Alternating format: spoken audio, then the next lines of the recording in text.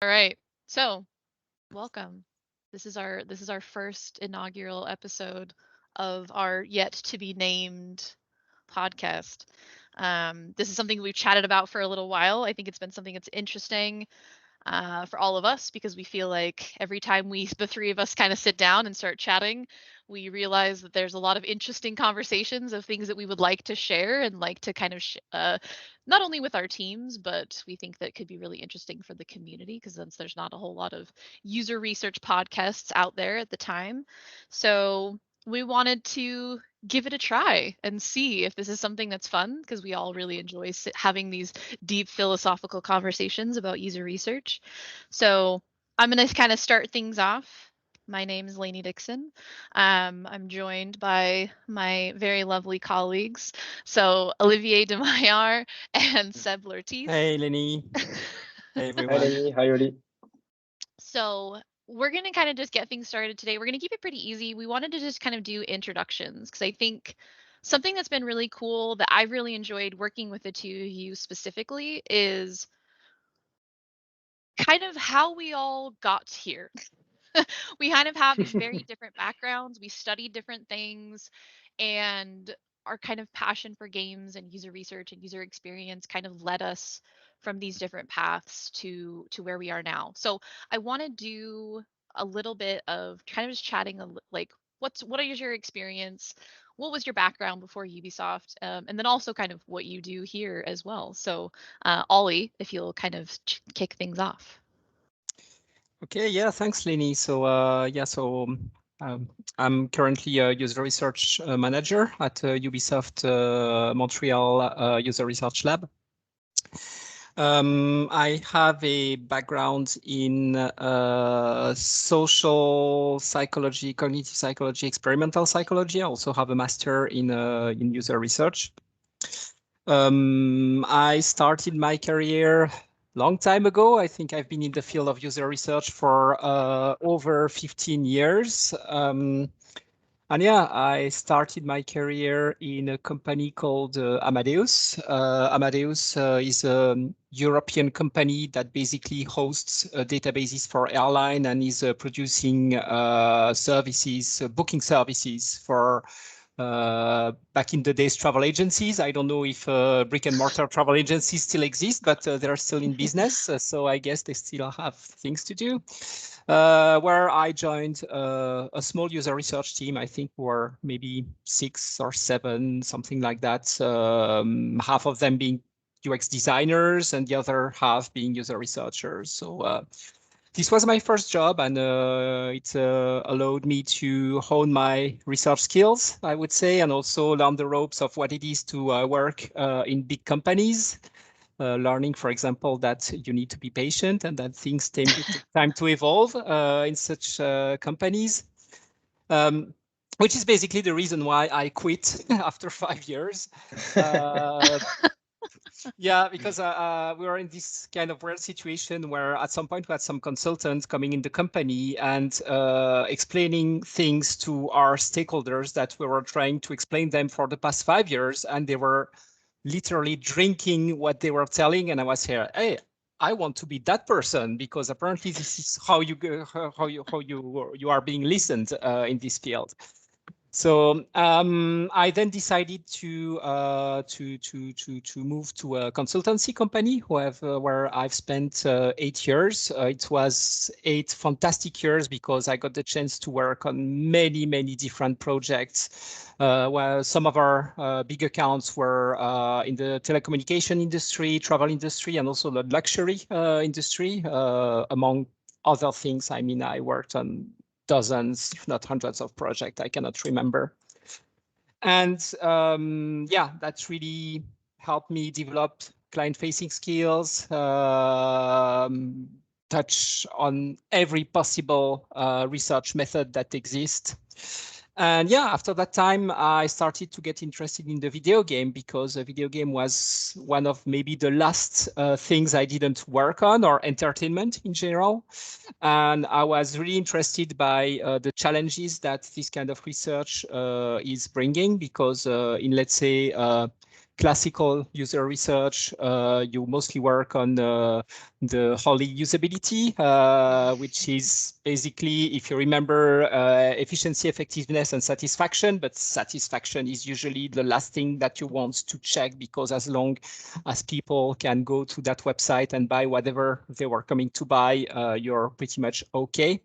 And I was very interested by the new set of research questions that video game is bringing, especially as far as appreciation of the game, engagement, toxicity. It was like a whole lot of new concepts and new things that I didn't work on. I was very interested in, and this is how I decided to apply to Ubisoft, and this is how I got here. So that's me basically. Yeah, amazing. I'll be honest, I didn't know all of that. Hey, it was worth doing that podcast then. Yeah, so that was great. I learned a little bit more. I knew about the consultancy stuff, but I didn't know a whole lot about kind of what came before then. So that was super interesting. So thank you. Seb, can you introduce yourself and tell us a little bit about your experience? Yeah, sure. Sébastien Ortiz. So I'm a lead, team lead here at Ubisoft, and going after Oli is it's hard because he's a guru in UX. So my experience will look like very short. It's okay. Mine will be super short, so I'll go last. No, I'm in the UX market for 4 years now. I have a business background mostly. I did my bachelor and master degree here in HEC Montreal. So yeah, I have a business focus with UX at first. I started working and studying in an applied laboratory that used biometrics. So it's interesting to start UX directly using biometrics, which is not usually the case, I guess, for most of my UX fellows. So yeah, that was my first experience, mostly working with industrial partners in the banking and insurance companies. So it was half research, half consulting. So we bring results to the companies, and at the same time, we used to write articles, present findings in journals, conference, to get the most out of the data we collect, basically. And then I started working at Desjardins, which is one of the famous banks here in Quebec. And basically, we start not building the UX practice because it already exists in the past, but maybe reshaping the practice with tools, process, and methodology that were maybe more up to date, and having a team of researchers working with product manager, product owners, and stuff like that. So yeah, that was part of my mandate, and also conducting all the research that needs to be done to get high management adoption and also team adoption. So it was a long journey, super interesting, politically interesting also. And yeah, kind of politics. And yeah, so very, very nice and very interesting experience. And so I worked there 2 years, and then I decided to jump, not again, but jump in a field that were broader in terms of user question and problematics. Because at the end of my journey at Desjardins, it was not always the same, but credit cards and utilitarian world and more classic user research is almost the same at the end. So you know what's going on, you know what will happen almost. You have no more surprise. Say boring, Seb. No, it's not boring because it's always different. Faded. But the topics are less, how do you say, entertainment kind of. I mean, we work in entertainment, so I think that's fair enough to say. Yeah. And so that's why I'm here now at Ubisoft. Awesome. I mean, I guess I can finish Yeah, up what a little about bit. you, Lanie? Yeah, I feel like I've What's I've about got you? definitely the least kind of specific path.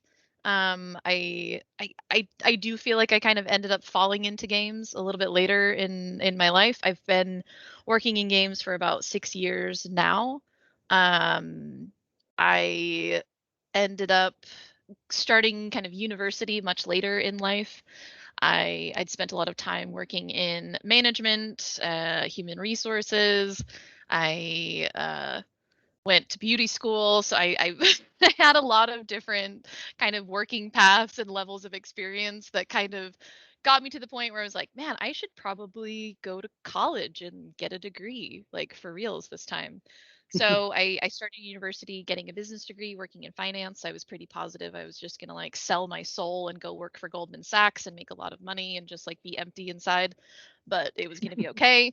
Um, quickly realized that that was not at all what I wanted to do. I'd taken a lot of different kind of psychology courses and I was really interested in just general psychology. And then I got into like my research methods 101 class and they told us that we had to start picking career paths.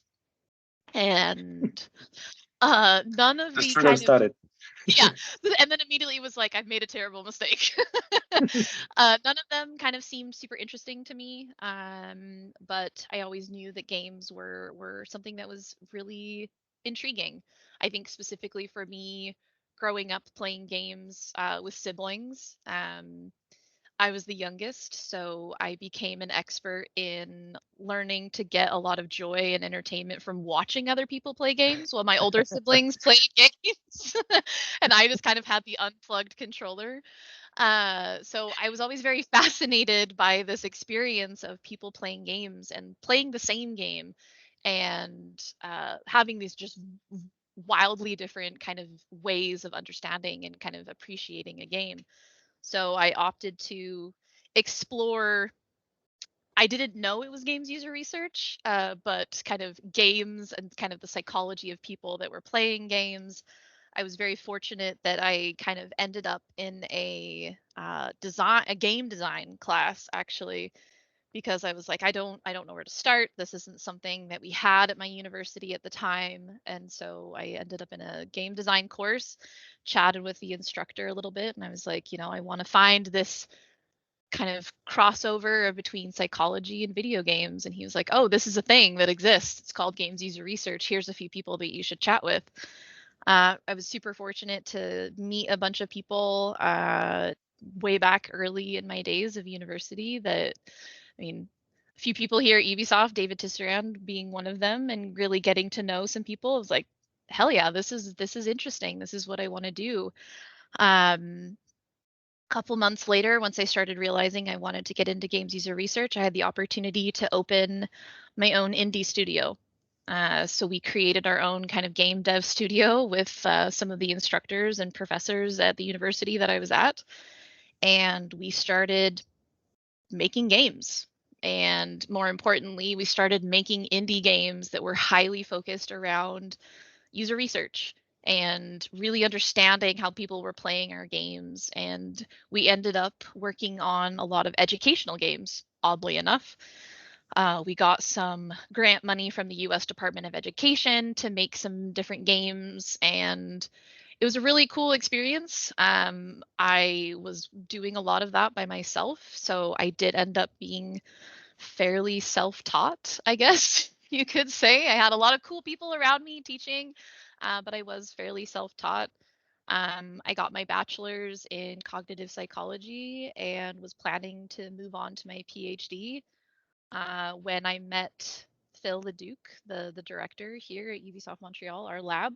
I met him at a random bar one night at GDC, and we started chatting. And then he found me the next day on LinkedIn and was like, "Hey, don't go get your PhD. Come work for us." And And the I rest was Still is the like, "Oh, history. headhunter.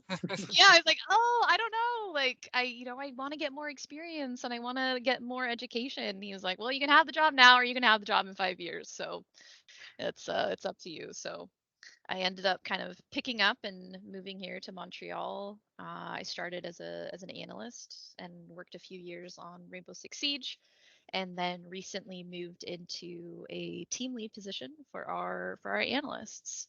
So it's been a really cool, and I've really enjoyed kind of the experience of being here at Ubisoft. I think it's really interesting because we are such a big team that we do have the opportunity to work with a lot of people that have different backgrounds, who maybe came from outside of games or came from academia, and kind of how we all kind of ended up coming together, right? I know, Ollie, you started touching a little bit on the fact that you kind of made that transition from more kind of classic or traditional research into games because it was a little bit of kind of a different medium. It was something that you hadn't worked on, and Seb, you touched on that as well.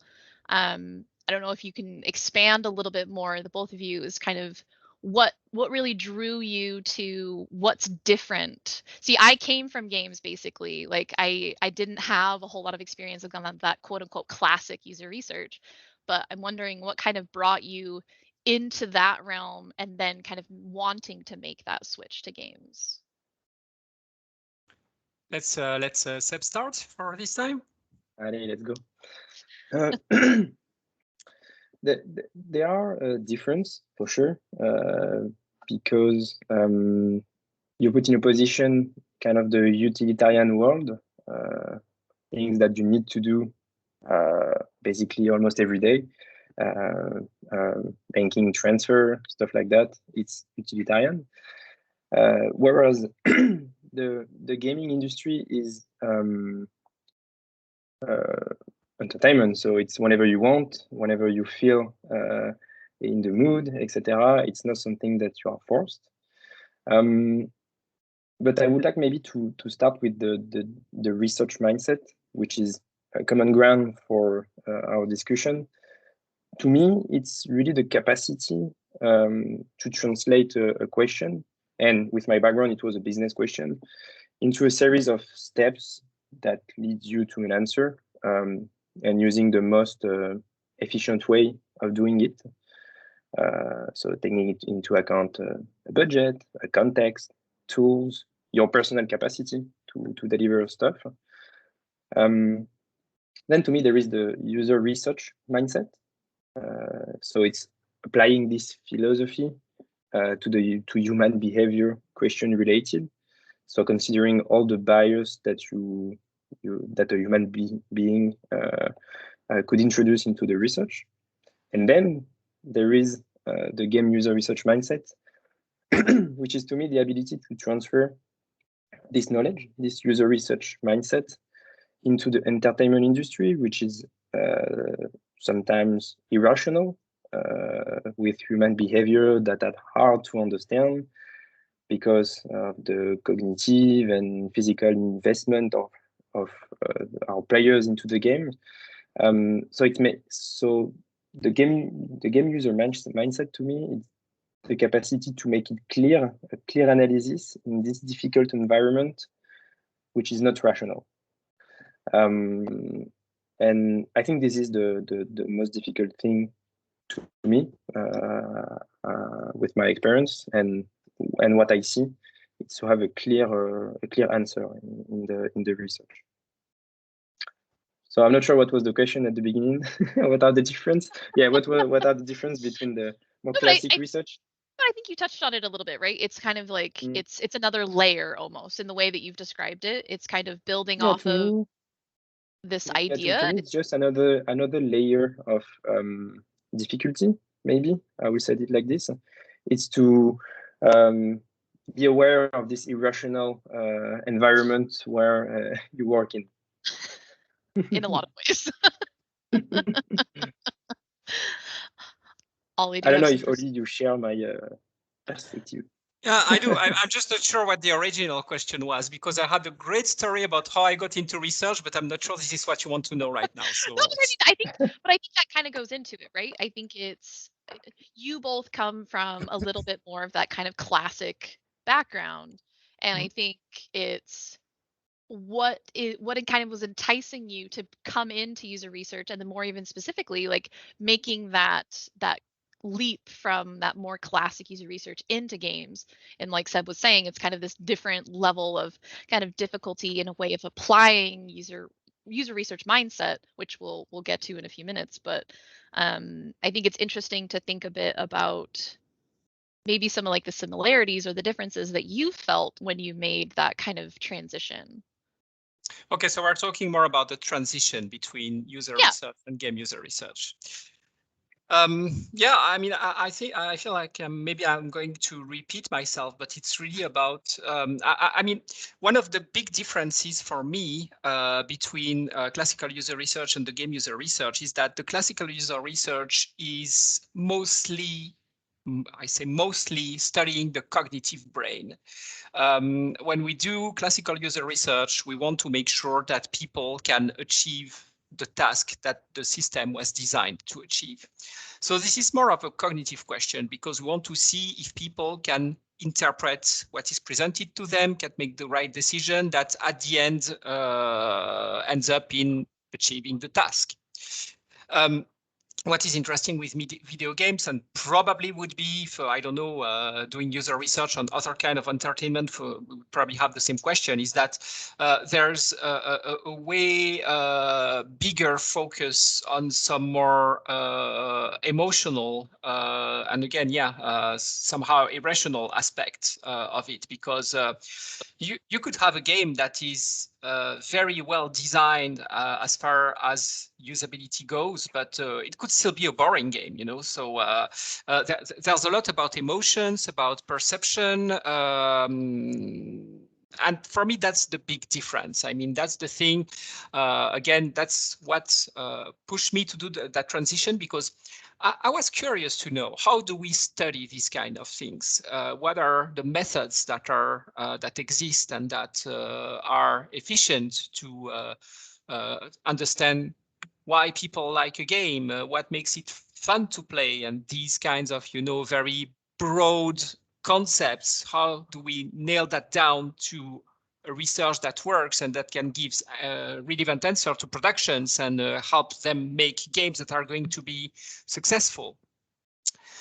And I would say that one of my surprise when I joined the industry is that, yeah, I realized that we were not so well equipped to actually answer those questions. The methods were not so different from what I was using as part of user research. You know, we were using Likert scales to ask if people like the game, things like that. There was I think the most promising lead about that was probably the biometry, which I believe has a huge potential, because this is a way to kind of grasp in an objective way how people are, their biological state.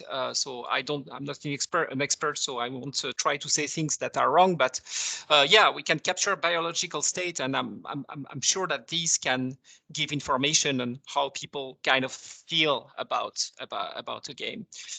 And yeah, I think that's part of what has been so interesting working with the lab over the past years, is to think about those difficult topics. And, you know, for example, we are now trying to make better use of some motivational framework like the self-determination theory, and how do we apply that to the games? How do we make this actionable for the productions? And I love method. I mean, I'm a method geek. I'm coming from an experimental background, so I love that. So I love just trying to know how to put things together to get a good answer to our questions. And that's one part, because there are even some stuff that goes outside of that. For example, I think questions like balancing, matchmaking, these kind of, you know, multiplayer experiences. This is also another aspect that is not really cognitive, not really emotional. You know, that's kind of very specific questions to the industry. So yeah, it's yeah, really, I like a challenge. So I felt that the game user research would provide a lot of new challenges that I didn't have to tackle in my past life, basically.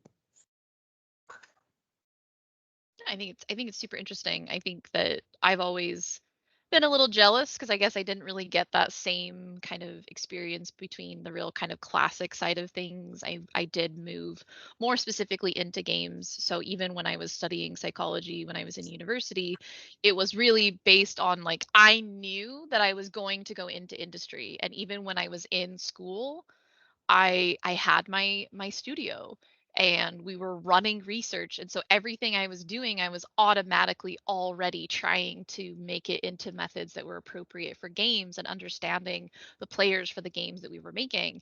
And so I didn't really always have that perspective, so it's been interesting for me working with both of you to kind of get your experience and your background with that, because I think it brings a lot of really interesting richness to our team, because we do have quite a large team and people have a lot of varying backgrounds. But I think this kind of leads into the main topic of things that we wanted to chat a little bit about today, because I think we could probably do a whole series of episodes on like methods and how to carry things over from classic into games user research. But something that we've shared a lot about is, okay, so if we kind of strip away the more, I guess, quote unquote, kind of hard research skills, when we're thinking more about the methods and applying those in the way that we all know that they need to be done, I think conversation that we've had as managers is really about kind of what is this kind of user research mindset. And Seb, you started kind of touching a little bit on this, and I think that this is something that we all like to sit down and like have real deep conversations about, because I think it's interesting. And I think to give some perspective, so Seb and I, we both have different teams that we manage, but we work very closely together, obviously, to achieve the common goal. And so when we're making these hiring decisions, or when we're thinking about how we want to bring in new researchers for our team, or even just educating our team at large, and even taking that and spreading that out to the production teams and our kind of partners that we work with, one thing that we've really kind of discussed a lot about recently is the games user research mindset. So I want both of you to share a little bit about what you think this mindset is, and why we kind of think it's important. Because I think we're gonna spend the rest of the time kind of chatting around this, because this is something that we've spent hours kind of thinking about more recently. If you want, I can do a wrap up of okay, go ahead. Before, but to me, there is kind of three layers. There is the research mindset, which is the general mindset that we should all have or acquire if you want to break into the industry. Then the user research mindset, and then the game user research mindset.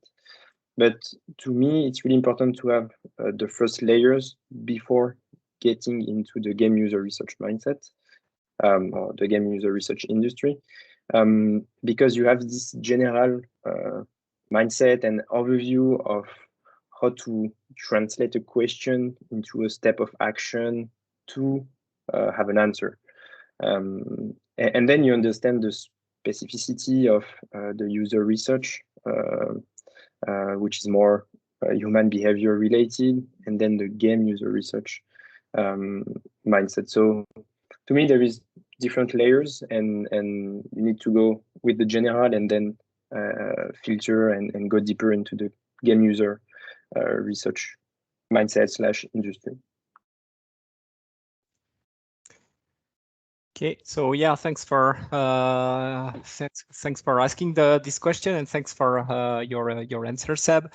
Yeah, I think it really makes sense. I mean, that's the very reason why why we decided to have this podcast, because the thing is, game user research mindset, for that matter, cannot be summarized in one sentence. We've tried. We've tried. That's so we're gonna have a whole series of podcasts trying to turn it into a long story. Because it encompasses so many things. So I think one fundamental aspect from my perspective of the user research mindset is something, when I refer to what you were just saying about if we forget about the methods and stuff like that, is that being a user researcher or a game user researcher, for me, it's pretty much the same. It's way more than running research. I think that's the starting point of it, because and it's a thing with many juniors, including myself, when I was a junior researcher. We just want to do research. We want to build a protocol. We want to have to be given objectives and to answer questions and produce a nice report and do recommendations. This is what we are, or this is at least what I was taught to do at school. But this is just one aspect of it. It's a very important aspect. And again, being a method geek, I love that aspect. I love the aspect of research, but it's honestly, I think it's, yeah, maybe 50% of the job at most. Because to really have this mindset, it's not just about running research. Is may I say, getting a kind of a higher state of consciousness of what the project is about. It is okay. What is this project? What does this project? What it is trying to achieve? And how does it translate? What does it mean at the macro level? What does it mean at the micro level? You know, and we need to get this understanding, and this requires a lot of communication and a lot of understanding complex environments and how to best fit into that. Because at the end of the day, we need to understand this to be able to decide how user research could and should contribute to the game success, or to the product success for that matter. Because again, it's not just a matter of game user research. And also, I think it's important to keep in mind that doing research, or the final goal, is not just to give an assessment, but it's also to guide, you know, and to gain this kind of influence that we are striving to have on the projects that we work on. Yeah, we need to have this higher perspective, because if we don't get that, we are kind of offset with the stakeholders we are working on, and then we fail to be there at the right time with the right answers that are going to benefit the project the most in its current context. No, so I think it's interesting to think about, you know, Seb, you kind of mentioned like these layers, which I think is an interesting and a good way to kind of grasp this, right? It's where you've got the mindset is kind of like the very top of the pyramid, where it's like the user research you have like kind of transcended a little bit.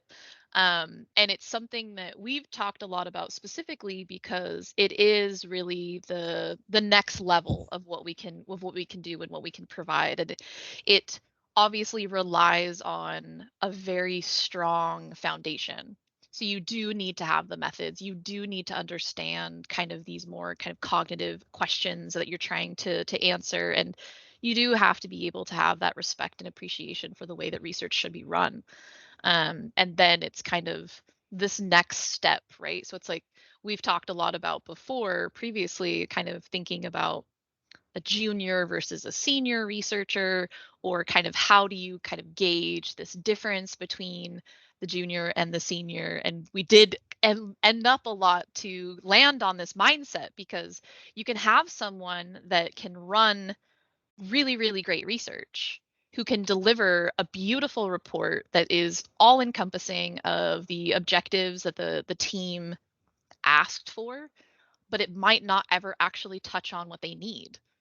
And that's where we're trying to kind of go, right? You touched a little bit on this kind of this influence, and that's the direction that we chat a lot about. You know, we're fortunate where the majority of our kind of analysts and researchers are embedded within a team. So they do have very strong relationships with the production partners, and they are working usually dedicated to a single game or product or production. And I think it's interesting to think a little bit about, you know, like, how do we end up getting this mindset, and how do we start to kind of describe it, right? We've said that it's difficult to put into the one sentence, but I think why you started to talk about this a little bit, Ollie, but I think it's an important thing to chat about is kind of why is this important? Why is this kind of separate idea of this mindset, why is that so important? do we think?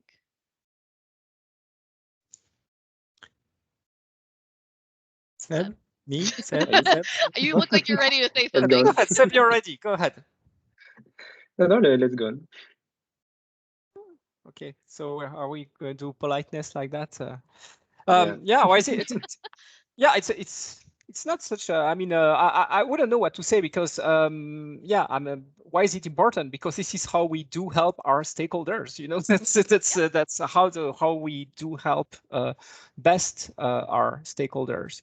I think for me, if you allow me, because I was thinking of that while you were talking, I think it starts with the how we position ourselves as researchers with our Yes. stakeholders. Because yeah, I mean, at the end of the day, why is it important is for the quality and the relevancy of the work that we deliver to them. I think for me, it boils down to that. But then I think the way that we position ourselves with our stakeholders is super important because user research in a company like Ubisoft and in many companies that have in-house user research services, it's a service. It's a service. And I've seen many people misunderstanding what service means when you are a user researcher. What I mean by that is that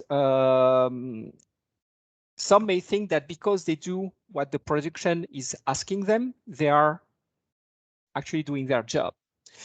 And they're not, because as you were saying earlier, you know, sometimes we do a report, but this is not really what they need. And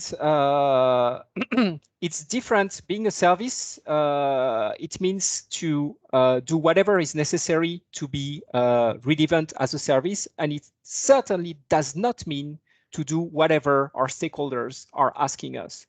And as a matter of fact, we should never, ever take for granted that what people or what stakeholders are asking us is what they need.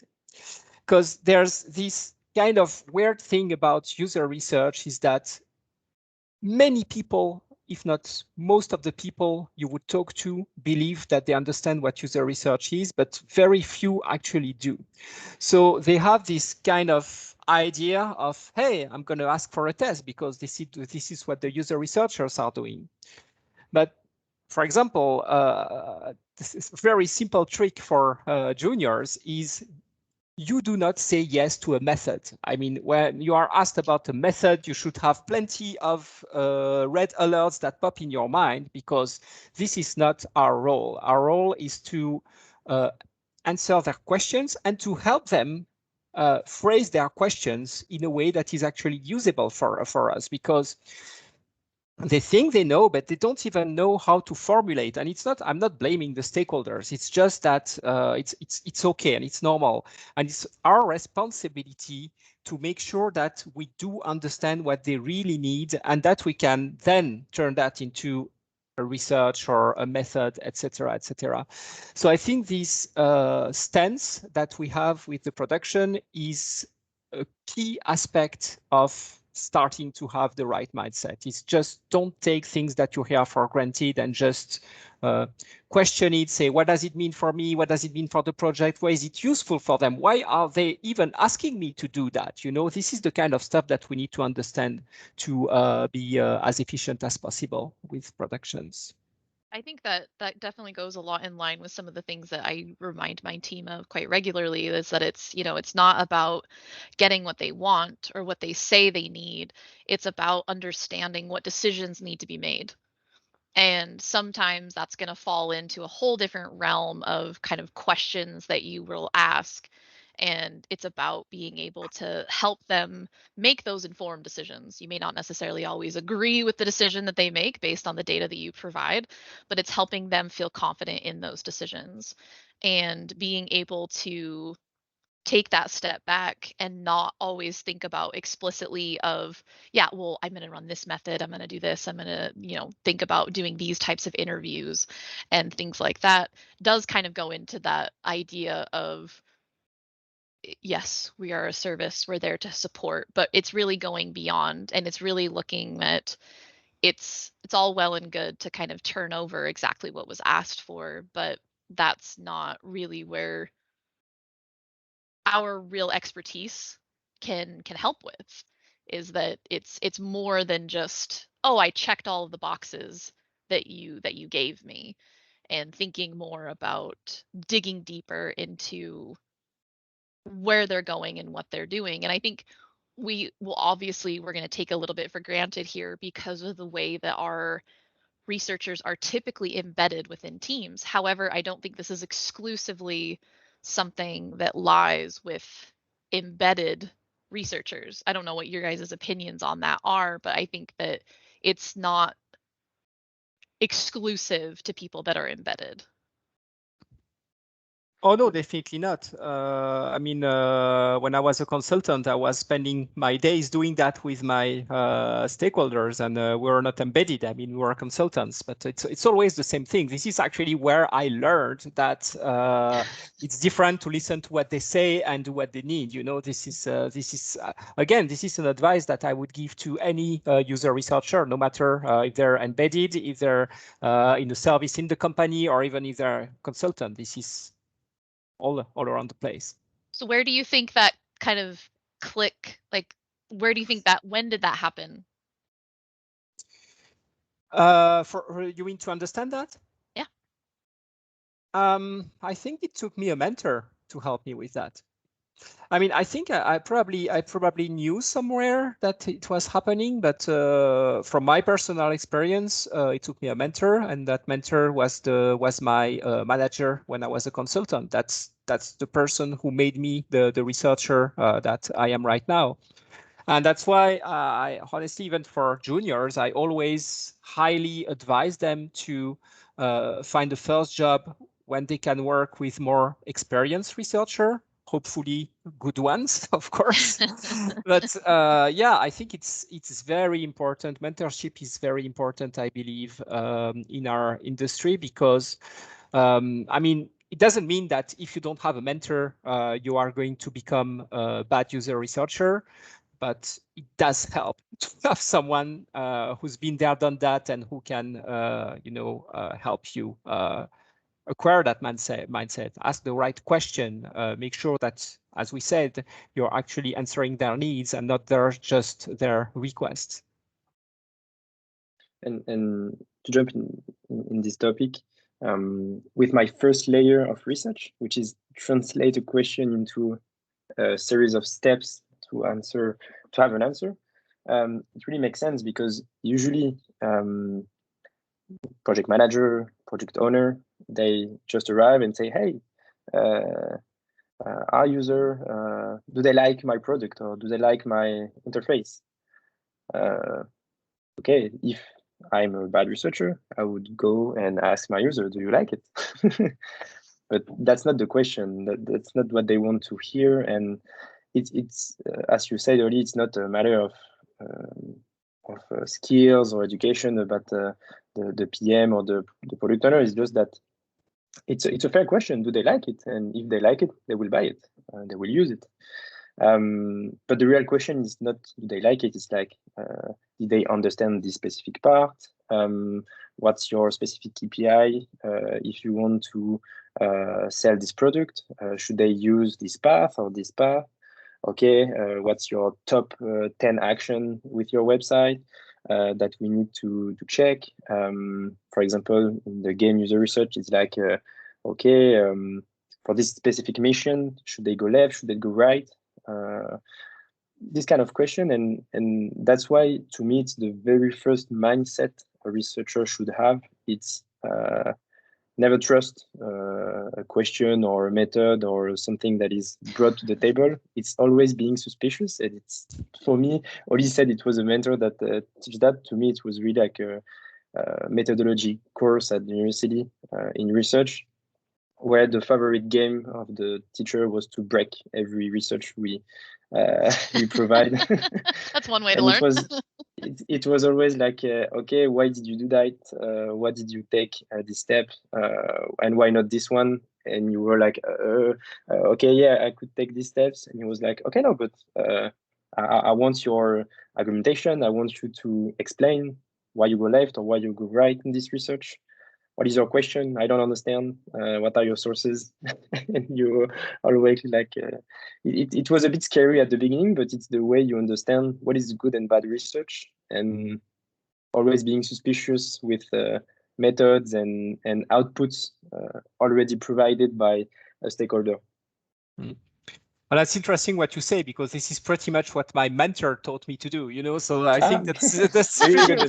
So yeah. So I think probably your mentor was your teacher then, and that's good that you had this good person. So I think it's interesting because it's like there was this moment of a mentor kind of pushing and thinking, getting you to kind of think about kind of breaking down what you were trying to do. But I think is it a given then necessarily that with experience that you will develop this mindset? No, not necessarily, and that's interesting because that's the reason why don't take for granted that if you don't have a mentor, you're not going to have a good you're not going to be a good researcher, because and that's not going to make the conversation easier. But some researcher, they have the mindset, they have it from the start, you know, they just understand what it is. I mean, it's in there. I've seen junior and I see, okay, this person, I see how they behave, the kind of question that they ask, etc. They get it. And again, it's very difficult to summarize in a single sentence, but you can see that with some people, and with some people you do not see that. And again, that's been one of our part of our ongoing discussion is how do you give the mindset to someone that doesn't have it? And I don't have a full answer to that. I think mentorship is probably one part of it. There might be other aspects. I don't think just formal training does that job. It can contribute to it, but I don't think there's a single bullet to achieve that. Basically, it's probably I don't know. Maybe this podcast will help with that. Ollie, you'll be able to just give this information. I think for me, I think working with you, Ollie, I think that was a big point for me in really kind of developing out my own mindset and being able to kind of push things a little bit further. I think I probably had a little bit of that maybe all along. Oh, yes, you did.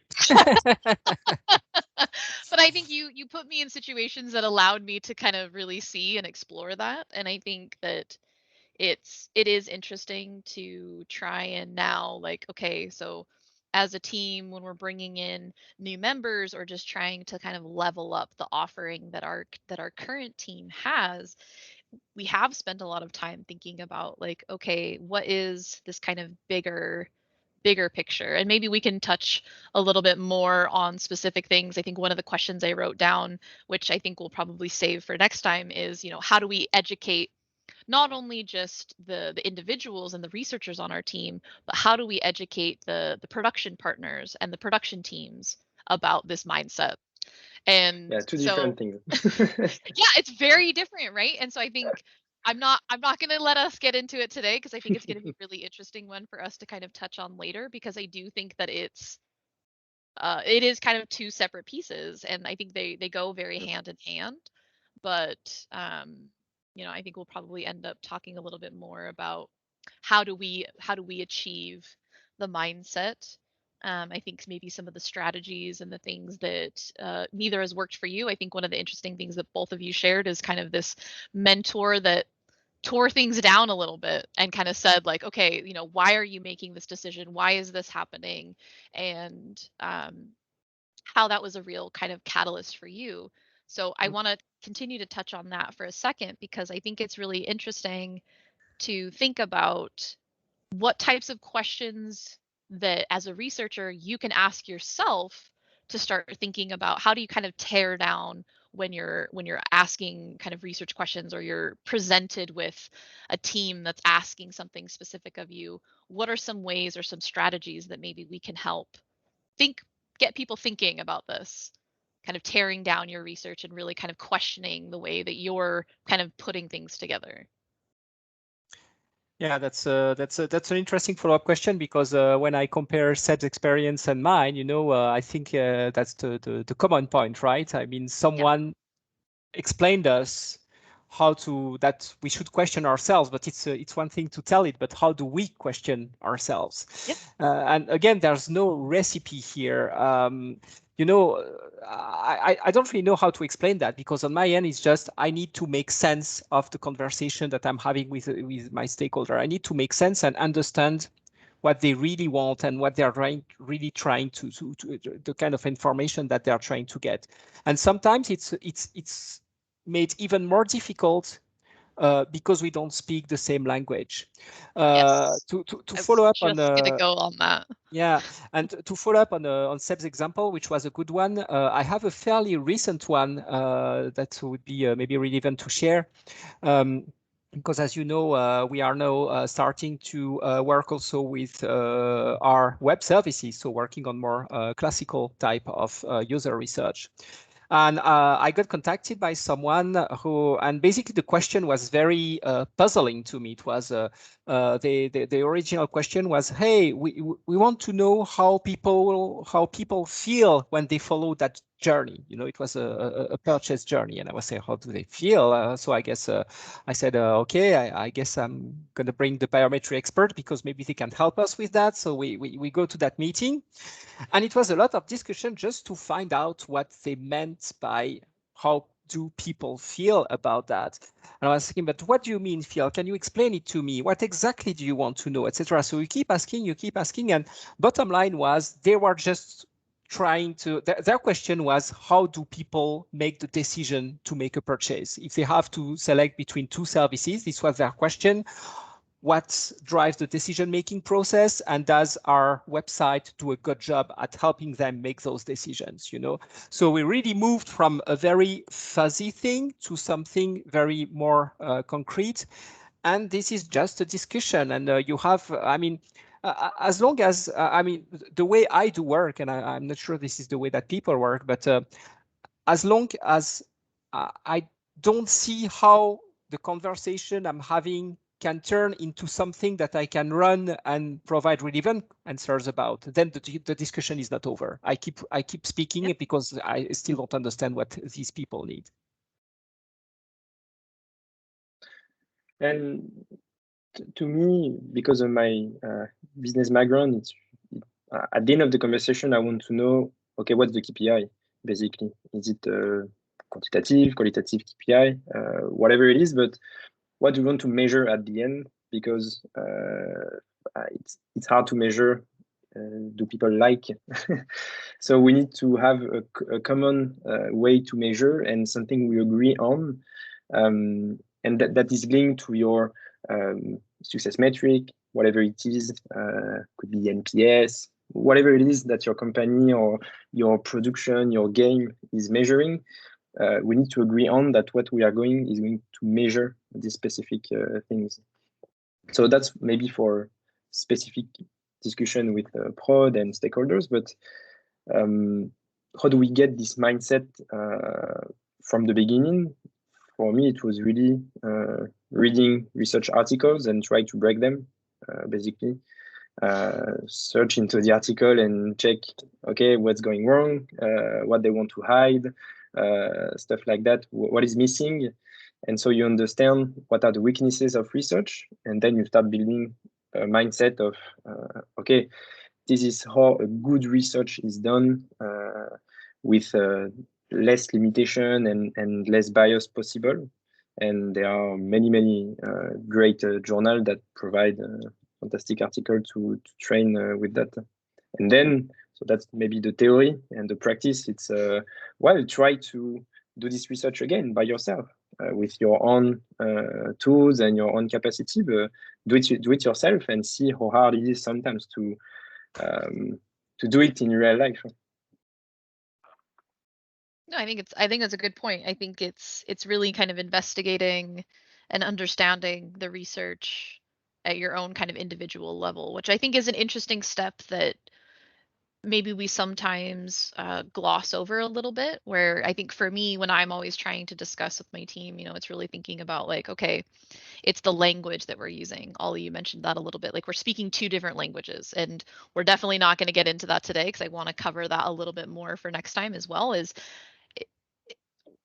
we're trying to kind of bridge the gap between this very kind of heavy research language into almost a design language, or depending on kind of what our partners, what their positions are, what they're trying to achieve, and really trying to understand how to bridge that gap, right?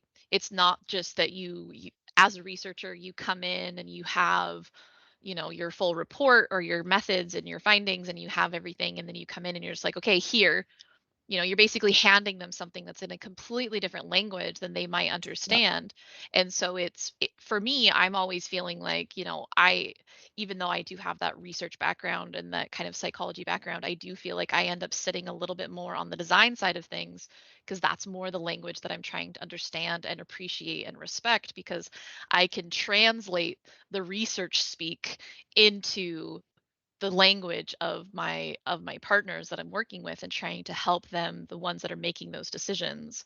So I think that it's interesting to kind of think a little bit about, okay, so if we're kind of breaking down the research, it is this exercise of trying to put it into maybe more kind of common language a little bit, do you think? Yeah, I 100% agree with that. Again, as I like to say, it's 50% research and 50% communication, our Yeah. job.